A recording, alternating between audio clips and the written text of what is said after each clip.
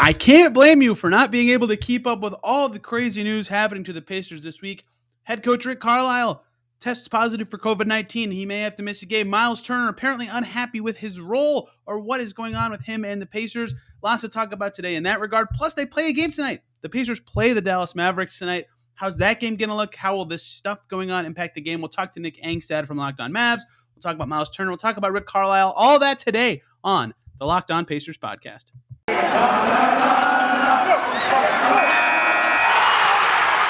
You are Locked On Pacers, your daily Indiana Pacers podcast, part of the Locked On Podcast Network, your team every day.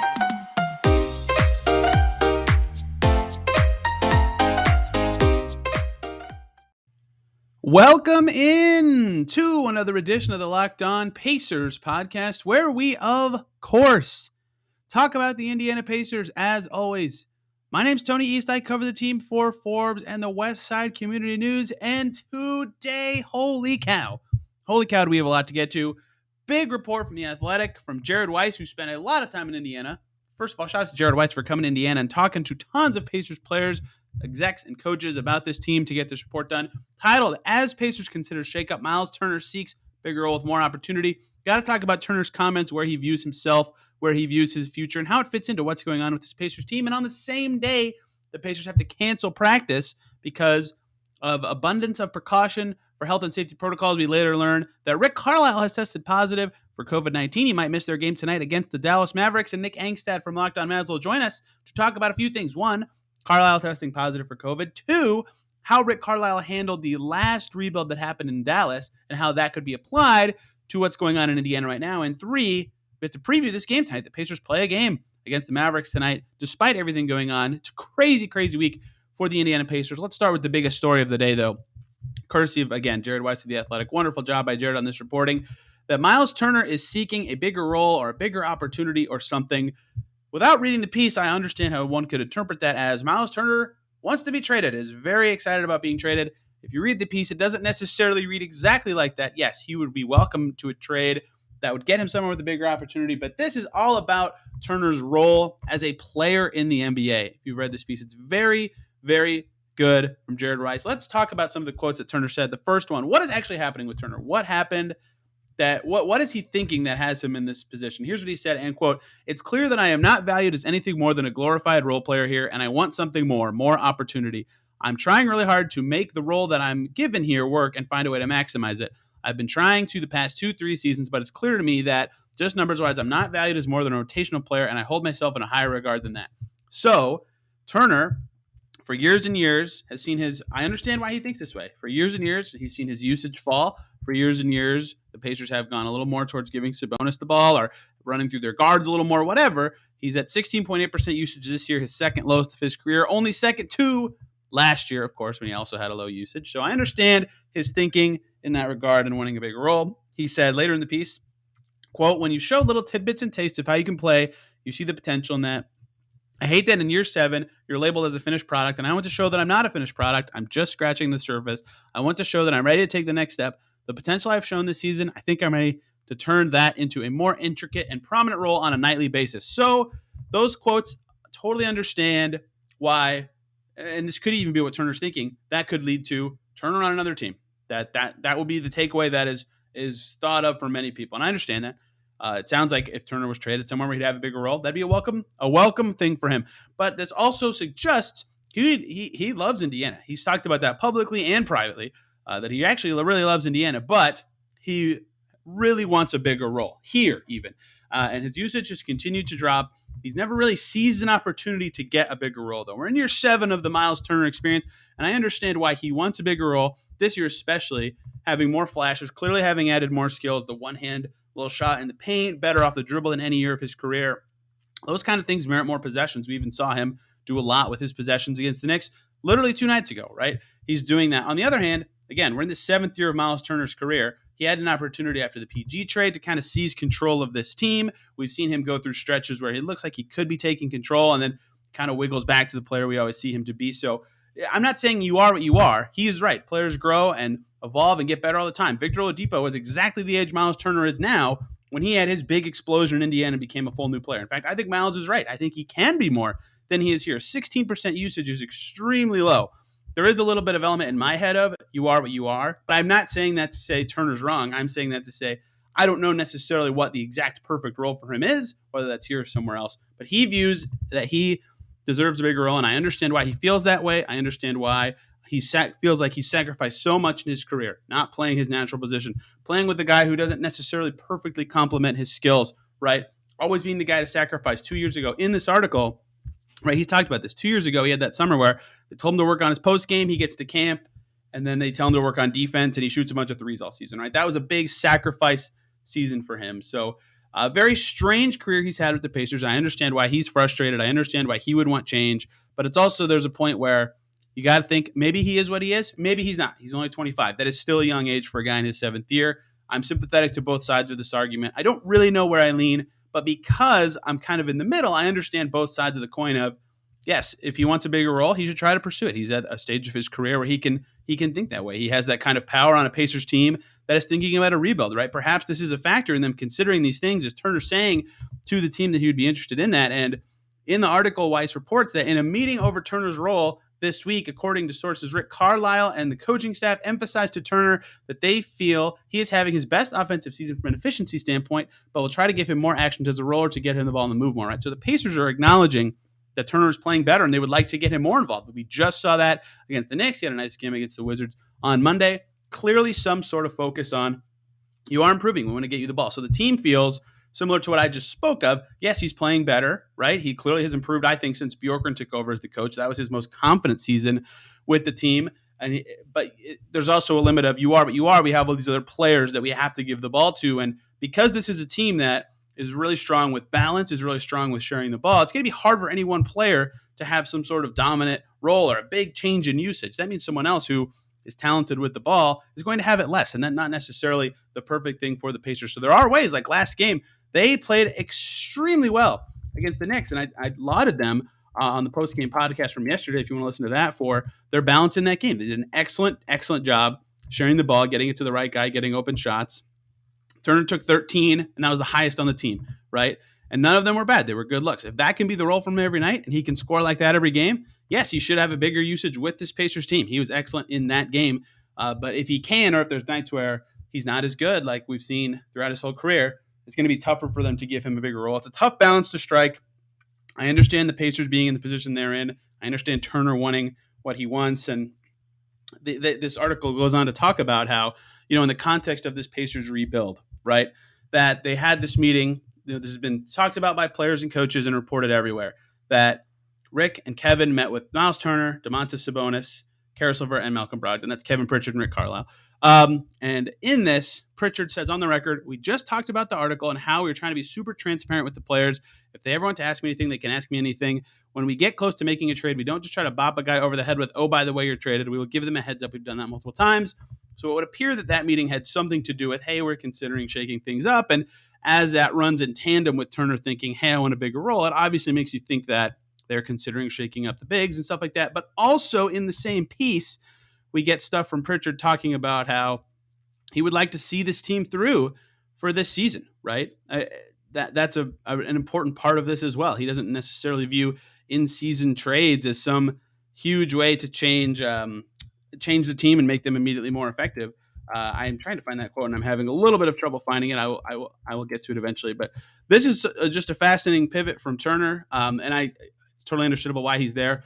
And what changed in his head is a big part of this too, because he's never been a guy to put this out there and be in this position, especially on the record. But he said what changed his mindset. He said in this piece, quote, I've settled for being just a floor spacer who runs up and down and sits in the corner all game and isn't active because I thought I was doing what was best at the time.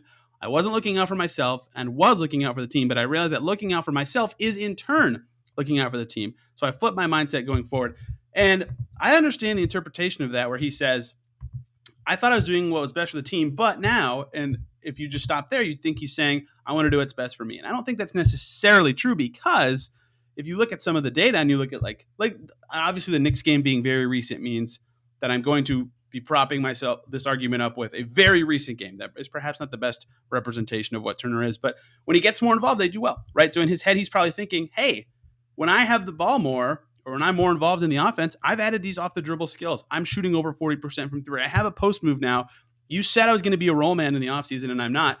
Make this happen. When I'm involved, good things happen. And I think he's in his right to say that, given how he's played offensively this year. But I also get the Pacers going and looking at his whole career with his opportunities to take a bigger role, with his opportunities to be a more effective offensive player, and saying, well, we're not sure that that's the best thing for this team at this time. And then you reach an impasse where you are where they are now, where they have to think about how they get him more involved, like they did against the Knicks. That first play of the game was that play where he came around to screen on the block and caught the ball for a three behind the perimeter. And I don't know if I've seen him involved in that action ever before. And it was the first play of the game, right? So they're clearly already looking to find a way to get him more involved in that way. But it was very interesting to see all that. I found it in the article reported by Jared. It says, Pritchard told the players that while they are fielding plenty of calls for Sabonis and Turner in particular, the organization still believes in their pairing and wants to see it through this season, according to multiple sources in the room. He and Carlisle told the players they still believe they can turn the season around, and they do not want to go into a full rebuild at this juncture, but they have to say that if they want to hold the team together at 11 and 16, can they afford to keep seeing if this can work? Well said by Jared, I think, and I 100% agree with a lot of that. Like, those two together this season, the numbers are really good. The Pacers have been playing very well with both bigs on the court. I understand that the team wanting to see it through. I understand them thinking we're a few bad bounces and close games away from being much better. I understand that. And Turner has been better this year, and I understand him wanting a bigger role and why they're conceding a little bit to him in the last game and this week in general. But at the same time, the Pacers have to be careful to not concede too much that it ends up hurting them, or if Turner stops playing as well as he has the last couple games, what happens then? How does that change things? So I think everyone's kind of right in this situation, which makes it an awkward solution in the future, because I think Turner is right to think he deserves a bigger role given how his whole career has gone. I think the Pacers are right to say, we don't think you necessarily deserve a bigger role. Maybe a small jump in usage, but not a huge bigger role. And so when you reach that point, especially for a team that is considering a rebuild, taking calls on these guys, there's no great solution, right? If they pump him up a ton with minutes and shots and roll, all of a sudden other guys who maybe they're looking to trade or maybe are a big part of the Pacers saving this season won't be having the ball as much. And if they don't concede to him, obviously he's going on the record with these quotes, he will want to trade even more. That becomes more of a distraction and an issue. So the Pacers will have to find a balance going forward to not appeasing. That sounds like they're groveling at his feet and doing everything he wants, but making sure he is happy in his role, because he does like Indiana, right? He does like a lot of the players on this team, but I understand why he is frustrated with the role. They have to make sure that Myles Turner is, okay with what's going on with him. They have to consider what their other options are, right? His contract only has 1.5 more years on it, and they have to consider how it looks in the scheme of a potential retooling around their younger guys, and Duarte and Brogdon's going to be around, and presumably the other big, whichever one they don't do, will be around. They have to consider how every step of this process will impact that sort of retooling. It's unclear how that looks now, and I think when we get more clarifying comments from Turner in the coming days, we'll know a little more. But as of right now, this is a tough situation to truly get a read on what comes next, because it makes sense that everyone thinks that they're right in this situation, and they have good points to say that they're correct. The question is, what breaks first? Do they keep going to Turner like this and they keep winning, and then la-di-do, everything's great, we keep pushing on if you're the Pacers? Or do they keep going to Turner and then they start to lose a little bit? Or do they not keep going to Turner and then there's some frustration? There's a lot of paths that could happen, and that's why this story will be kind of constantly developing, especially as it plays into the context of whatever retooling and rebuilding they can do, which, if you want more on that, go back to Wednesday's podcast. Talked all about why the Pacers would do it, why this is all coming out now, when the key dates are in this process, who the key players are. And that's a big step for this team going forward. So that is the news of the day. Shout out to Jared Weiss from The Athletic for incredible reporting. Very nice guy. I had a pleasure meeting him while he was in town for a few days. Let's pivot to the other big news of the day. Rick Carlisle has tested positive for COVID-19. The Pacers play a game tonight. Unclear at this time if Carlisle will be able to coach in that game, although I would say it's pretty unlikely.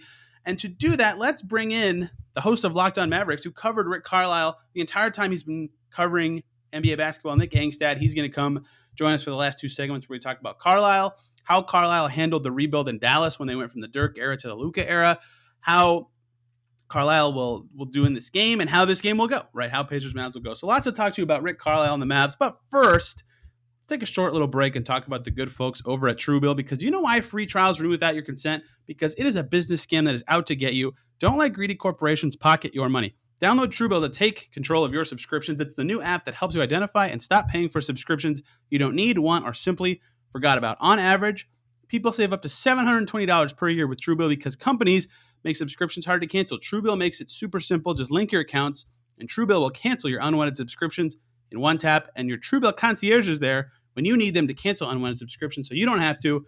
They have over 2 million users and have helped them save over $100 million.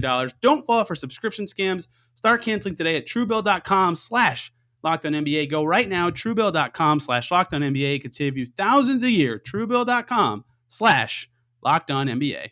Thank you for making Locked On Pacers your first listen today. Why not make Locked On Mavs your second listen today, where Nick Angstadt is with me today, the host of Locked On Mavericks. And today was going to be a Mavericks preview day. Obviously, the Myles story deserved the lead, but this just turned into quite a bit when I wanted to talk about the Mavs, because what I wanted to talk about with Nick beyond just Pacers-Mavs tonight is how did Rick Carlisle kind of handle the Mavs going through a rebuild in the post-Dirk Prime era, pre-Luka era, where they won 33 games one year, 24 the next before Luka came in, and can he kind of replicate those emotions and feelings again and guide the Pacers into whatever their next era is? We know the Pacers probably won't bottom out to that extent, but maybe they will.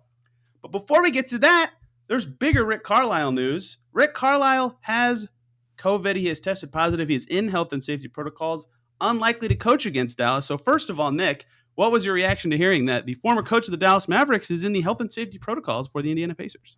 Well, now that we're in this era, right? This COVID era. And so it seems like every time this happens, the first thought is, okay, well, I hope he's okay. Hope everything's fine. You hope the health is good. You know, he's like in his 60s at this point. So you just hope that everything is good on that front. And that's where you start first. And then you go, man, that's a bummer. I was really looking forward to Luka, Rick Carlisle. I wanted one or two moments where Luka just looked at the bench and yelled something at Rick, and he hit a shot and he was right in front of Rick or something like that. We got a good photo after the game of something in game of something between Rick and Luka, or just something like that. Jason Kidd and Rick Carlisle meeting, and then at half court or something like that. I was looking forward to it, and now it seems like that won't happen. But this is all reportedly. We'll see what happens with, LeBron came back real quick after a positive test. So who knows with some of this stuff. It's like, I don't ever believe any of these things. Like, okay, maybe he has COVID. Maybe it's just a false positive.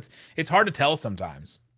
Yeah, you never really know. I don't want to assume either way. That said, I think he had not the quick test. He had the PCR test that he tested positive for, which is the more accurate of the two.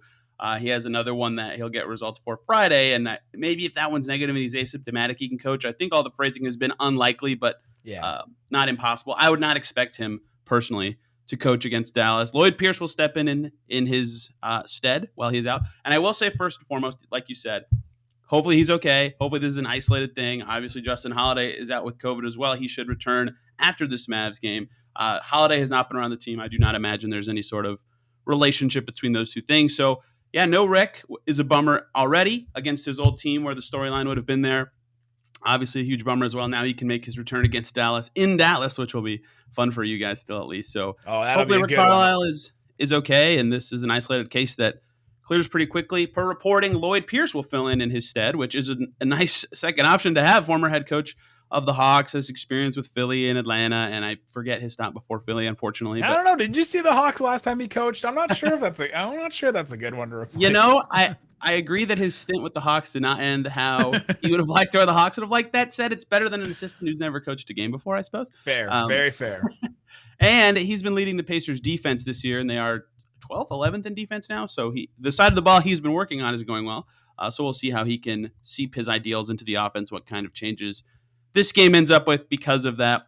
Speediest recoveries to Rick in the next couple days. But the reason I wanted to talk to Nick Angstadt about Rick Carlisle was the Mavs, late 2010s, I think is the most accurate time to describe this. Dirk was no longer amazing. They were clearly pivoting. They brought in other guys to try to be good. Hold on. First of all, there is at no point that Dirk was no longer amazing. I want to just make this very clear as we go into this. Okay. Dirk was no longer a championship caliber player. How about that? Still could hit a shot for a championship team. Mavs brought in like Wesley Matthews, Harrison Barnes kind of guys to try to keep that era going as long as possible. They made the playoffs in 16-17.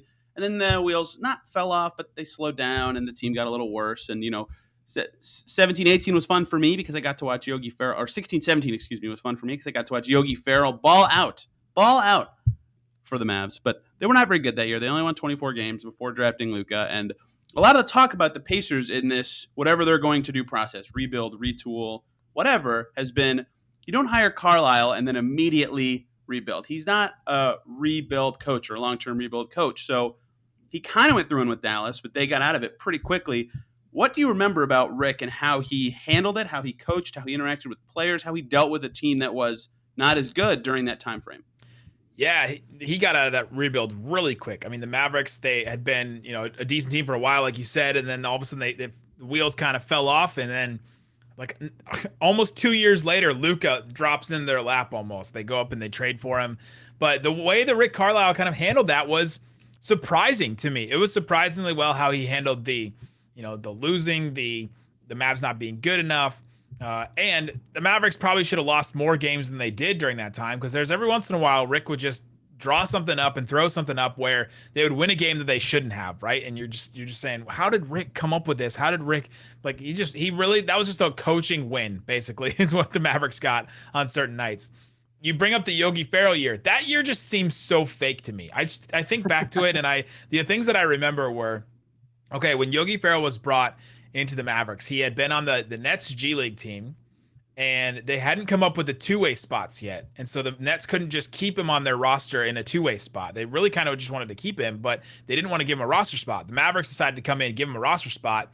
And then Larry Kuhn told me, the CBA FAQ guy, that like the cap master, told me that the NBA had Yogi Ferrell in mind when they came up with those two-way spots. It's essentially what they are.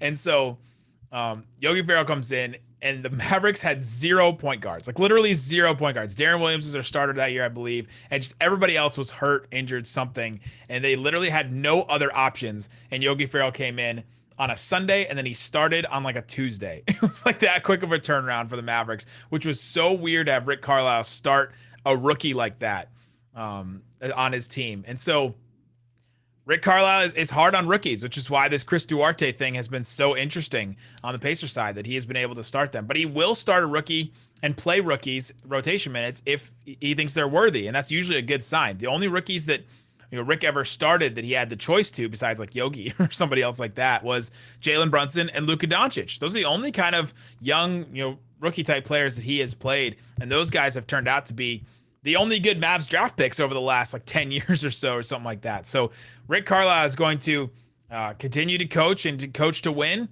but he was really patient in those Mavericks years, and it was interesting. I'm fascinated to see how he's going to do with another rebuild. And you would think that the Pacers had run this by him before they decided to put out hey, we're ready to rebuild, we're ready to do this. And it's also interesting to note, I don't know if we can guess what Rick Carlisle thinks about stuff like this, because he literally left this situation for the Mavericks, and it was his choice. He may have thought he was on the way out, and he was on the hot seat or something like that, but he left this situation with the Mavs and with Luka. He decided on his own accord to go to that Indiana Pacers situation, which is, for all send all the love to Indiana and all that kind of stuff. I went to games growing up all the time, but is not as good of a situation as he had in Dallas with Luka. And so he left that on his own accord. And so Rick Carlisle may not be you can't do the rebuild around me because I'm this coach, blah, blah, blah. He may have just wanted to live in a different place and to be in a different place, and he may be just fine with this rebuild. Certainly possible. Certainly possible. I think when you give a guy 4 for 29 as a coach, you kind of signal what your intentions are with him as your leader. And that contract he just got, or you have to pay him, or you have to pay him because you're hey, we may go into a rebuild soon. Let's give you some extra in order to keep you around. But that's kind of why I've been calling it a retool instead of a rebuild, if that makes any sense. And now that this Myles thing is out, we kind of understand why the Pacers are thinking this way. We learned what they talked about in their team meeting with leadership, and something you brought up that I always talk about with Rick Carlisle is that he, got those teams to win more games than they should, because whenever I was gassing up Rick right after the Pacers hired him, I always look at the 14-15 season where the Mavs started Monte and Chandler Parsons and Rondo and Jameer Nelson and won 50 games. They won 50 games with that team. It's, even in retrospect, that's wild. That team starting Tyson Chandler, Dirk Nowitzki, Chandler Parsons, Monte Ellis, and Jameer Nelson. like up until the Rondo trade, had the best offensive rating in NBA history at that point. It's Yeah, insane. That's wild. That's Rick's whole resume when he applies for jobs. Right. Yeah, It's just that a and pick then for that lineup. Yeah. I think it was the 2014 or 2014 San Antonio series. That first round series where San Antonio was the best team in the league, and Rick took them to 7 games. I'll say Rick and not Dirk. I'll literally just say Rick took them to 7 games. There's a really good SB Nation article of that whole series and how it's maybe the best coach series in NBA history. It is excellent.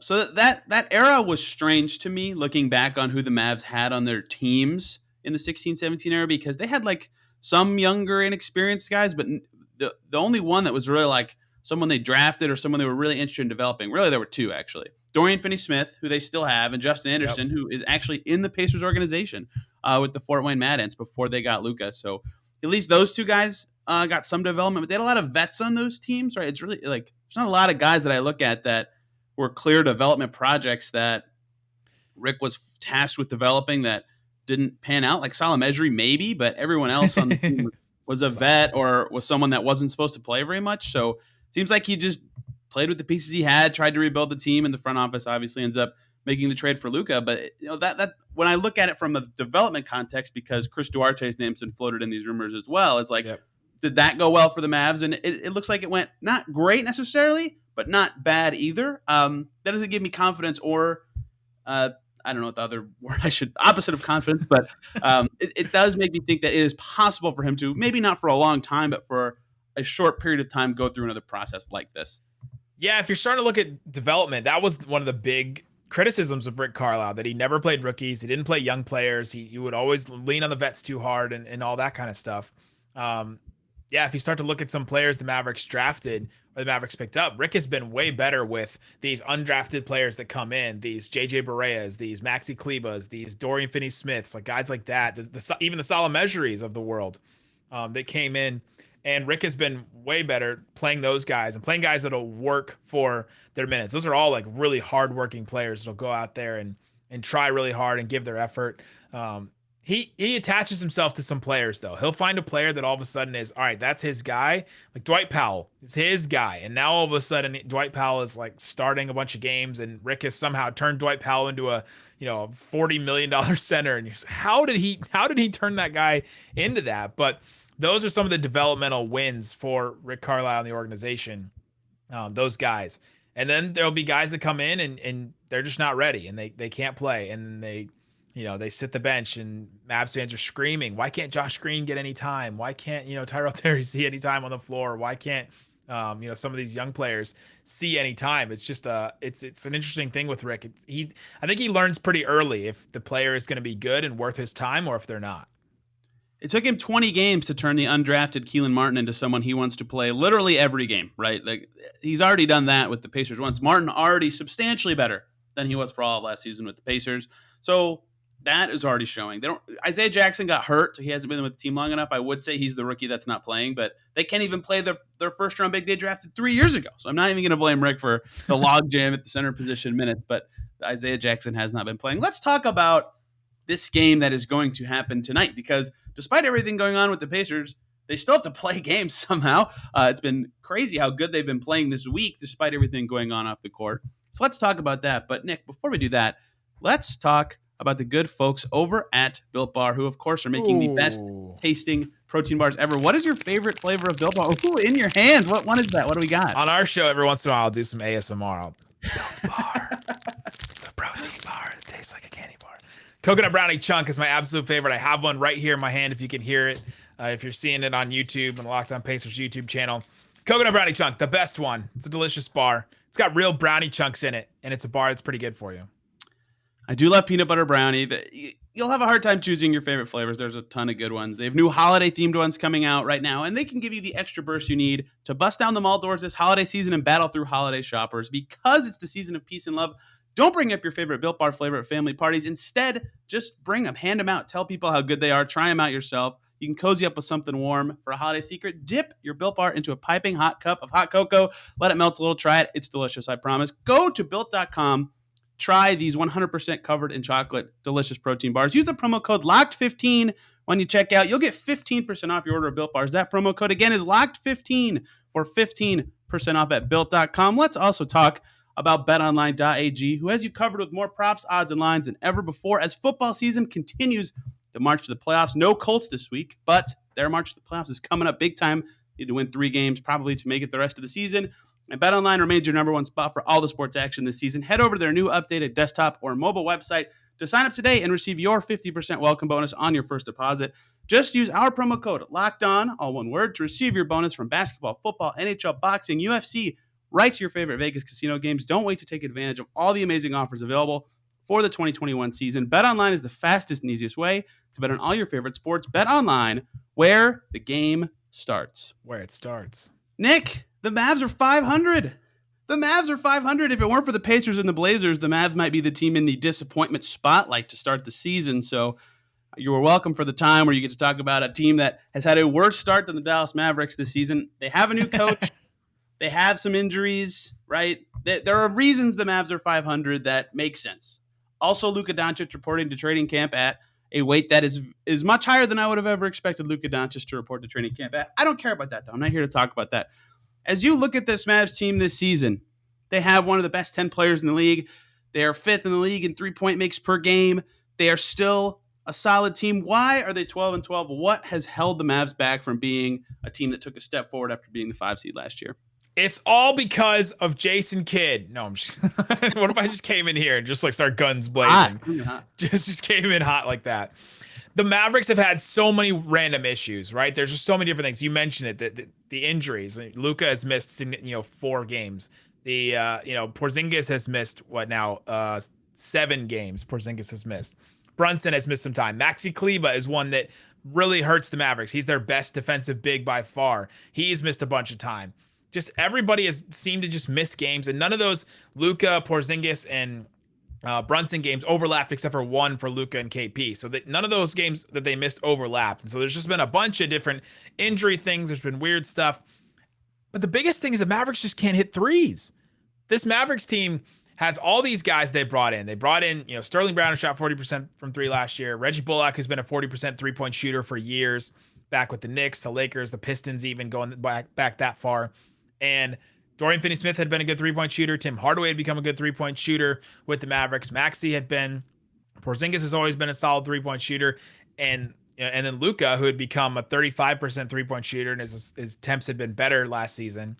All those guys were just slumping at the beginning of the year. Dorian is the only one really that has rounded back into form. Maxey has been pretty decent as well, but he's missed games. And so everybody else just slumping. Tim Hardaway Jr. right now, he's at 33% on 7 attempts per game. You have Reggie Bullock, who finally hit more than 1 3 in a game. He hadn't done that pretty much all year and hit a bunch of them the other night. But this team is just missing wide open threes. It's the weirdest thing. It's hard to explain. Mark Cuban went on Twitter and tried to explain it by saying the ball is different, and that's the reason why the Mavericks aren't shooting well from 3. There's all kinds of different reasons, but I think that's been the biggest thing. If you look at the Mavs and say, why is this Mavs team not good? They've been the best offensive team the last 2 years. It's because of the 3-point shooting. Plus all the stuff you mentioned about Luka coming in overweight and not looking as good. Getting frustrated with the refs, like all the little things with Luka. But then you look up and Luka has 25, 8, and 8. So you're like, well, how much is it really his problem? It's little things like that. Yeah, obviously I'm not the Mavs expert you are. I have watched the Mavs a few times, and I will start my criticisms of the Mavs and end them at Tim Hardaway Jr. That's a little harsh. They've had more problems than that, but you know how many times Tim Hardaway Jr. has shot over 40% since November 15th? Oh my gosh, this is like 1. The answer is 1. That's correct. 1 time. And I know their problems run deeper than him, but they paid him a bunch of money this offseason to be this third option guy. He was good in the playoffs last year, like clearly fits with what they were doing last year as a talented player, talented scorer, talented shooter. Yeah, he is missing everything. He shot over 40% once. That was their dominant win in New Orleans. All the rest of these games have not been so hot. Even his 29-point game, he shot poorly and just got a bunch of free throws up, right? So he has not been good enough to be their third guy. And they have a bunch of other really useful and helpful players that fit well around Luka, right? That they were, again, one of the best offenses ever last year. But this year, I feel like they need a lot more from him to be more dynamic and create more. And they already create a lot of open shots. Luka's got that gravity, but to just even be more dynamic. That's where I feel. I don't know how you stand on that, but him being this poor especially after signing a big deal, has been a big hurdle for this Mavs team. 100%. Where you're right is the Mavericks' problem with their roster and roster construction and all that stuff. The Mavericks fans have been frustrated with Cuban and get us a better team, and they've been so frustrated with him recently. It all comes down to that number 2, number 3 offensive hierarchy on the roster, right? They need a bona fide number 2. Some nights Porzingis can be that. Some nights he's not. Some night, once every 4 nights, Tim Hardaway can be that. This season, that has not been the case. And so they need somebody to fill in that role, to be the number 2 or to be a really good number 3 when Porzingis be a little bit more consistent. But for now, what the Mavericks roster is, what it looks like right now, Tim Hardaway Jr. has to be that guy. There are nights when Porzingis just doesn't, pull his weight, and Tim Hardaway Jr. has to step in and take 20 shots a game or something like that, or 18 shots or something like that. And he's not fitting the bill right now. And so I think you're completely right in seeing that, but it's the roster construction. It's Tim Hardaway Jr.'s miscast. He's paid a little bit too much for his role, and it should be he should be farther down the pecking order. He should be a microwave off the bench scorer, basically, is what Tim Hardaway Jr. should be, or a starter that can play with Luka and grease the wheels a little bit with his shooting. But instead, he's miscast as this guy that he has to score, or else the Mavericks just can't win some nights. So what kind of matchups have the Mavs struggled with this season? Because on the Mavs side, they're one of the teams that starts 2 bigs, kind of like the Pacers and Porzingis and Powell. But because Porzingis can stretch out a lot, Sabonis could not guard him last year. I think he had 33 or 34 in Indiana last year. Without Luka, the Mavs won that game, right? Turner didn't play that game. Did you say that? Luka did not play that game. Yeah. No, Turner didn't play that game. That was maybe that's what it is. So he tore him up. That's a matchup that I think favors the Mavs. On the flip side, what kind of players have the Mavs struggled with, and do the Pacers have any of those guys on their team? The teams the Mavericks have struggled with is anybody with an above 500 record. Okay. anybody that's good, basically. The Mavericks have struggled. They've just struggled with any team like that. And even recently they've struggled with teams that aren't above 500, but teams that can hit shots, teams that can take it in the paint, basically, right? Teams that can attack, teams that can take it to the basket, because when they start Porzingis and Powell, their rim protection has not been good.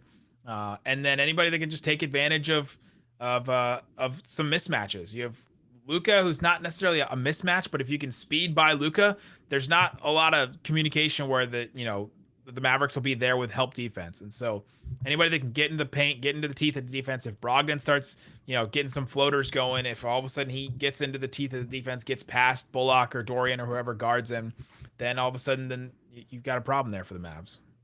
Brogdon's been figuring out his distributing a little more. This 2-game win streak the Pacers are on. By the way, if they beat the Mavs, it'll be their first 3-game win streak of the season, which is really not pathetic for a team that had weird timing for that. Yeah, this team has had the weirdest season ever, because you mentioned the Mavs struggle with good teams, and if you look and go, oh, the Pacers are 11-16, they're not a good team. They're 11th in net rating. 11th. They're top 12 in offense and defensive rating. It makes no sense that they're 11-16, but they lose every close game they play. Let me give you a tip for the Mavs. They just need it to be a close game, and they'll win for sure.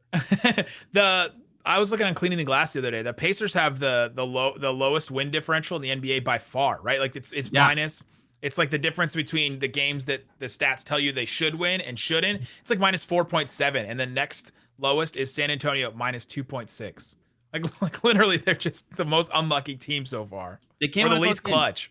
Yeah, clutch is always talked about as this luck thing, but there's a point where when it happens 8 times in 22 games, it's gotta be.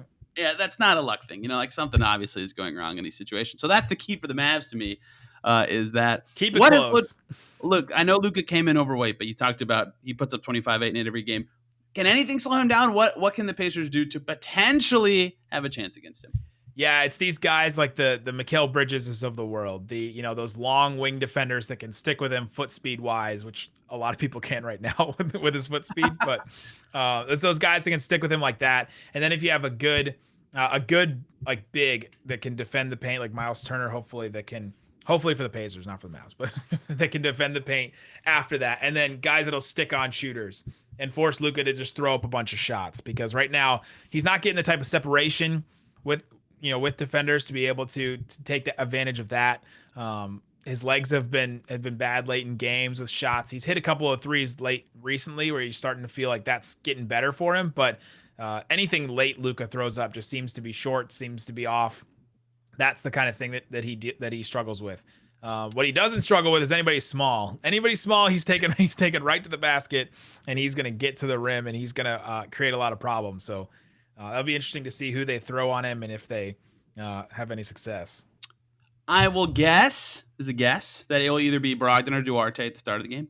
And Torrey Craig will get more minutes than he has because he is the kind of guy you mentioned who could have the size to at least deter him for a little bit. But Duarte might be too small even. I don't know if they have a great answer for this. Luka loves having a rookie on him. Loves when he's like, oh, rookie? Like Herb Jones was the guy for the Pelicans that's been like a really good defender so far this season. And the first game that they played, Luka just like took it to him and made it look so easy. And Jake Madison, Locked On Pelicans host, reached out to me and said, I'm really surprised how easy Luka made it look because Herb Jones has been a really good defender.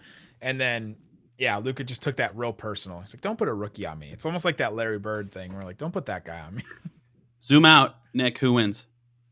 Zoom out. Oh, I hope the Mavs. It's just been such a weird season for this Mavericks team, but it really depends on if they hit their threes or not. It really just comes down to that. So I'll say the Mavericks will they'll trudge through the game a little bit. They'll miss a bunch of threes, and then late the Mavericks will win because Luka will close it out.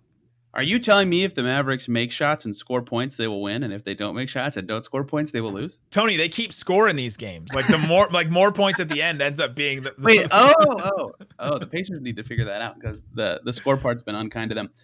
I would pick the Mavs in a zoomed out scenario matchup wise. Pacers have never had answers for Luka. He ripped them up last year. Ripped them up when they played last year. So that's a dangerous matchup for them. That said, my expectations for the Pacers right now, shrug. I mean, they haven't won more than 2 games in a row all season, and they are currently on a 2-game winning streak. Usually this is the game where they lose some sort of mental focus. They have a million distractions going on off the court right now. They won't have their head coach, so picking anything based on what's happened this season is stupid. I have no idea what this team's going to look like. I have no idea how they're going to play. The other team Thanks for listening to Locked On Pacers.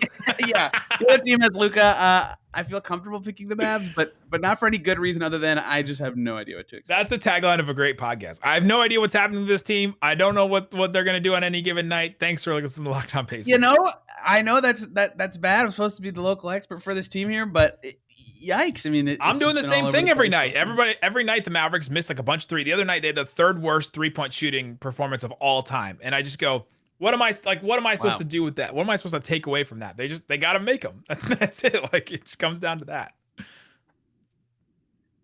Got to make them. We'll see what happens. If you haven't already, check out Locked On Mavs for more coverage on this Dallas team. And they do post-game pods on the weekends because Nick Angstadt and Isaac Harris like to grind it out. So if you want to hear their thoughts on this game, they will be there tomorrow. Nick, you got any parting words you'd like to share with Locked On Pacers listeners? We'll be there. Hopefully Myles Turner will be a Dallas Maverick, but we'll see. And if I was a betting man, I would bet that Dwight Powell would head his way to Indiana because that's Rick's favorite. Dallas native, I'm sure that will be a team brought up in many a rumor in a month or two whenever this stuff really gets heated up. No one can really be traded for 5 more days, so there's still a little bit of time before this stuff gets crazy, but I appreciate that. Nick is on Twitter at Nick Van Exit. If you're on YouTube, you can see it. I am so bad at pointing like inverse when I can see myself. I always point the wrong way first. This podcast is on Twitter at Locked On Pacers and me at T East NBA. Thank you guys so much for listening. Check out Locked On Mavs and Locked On Bets if you want to hear your boy Q and Lee Sterling break down the best and latest in the gambling world. We will see you next weekend to cover what happened with the Pacers this weekend and the latest news surrounding the team.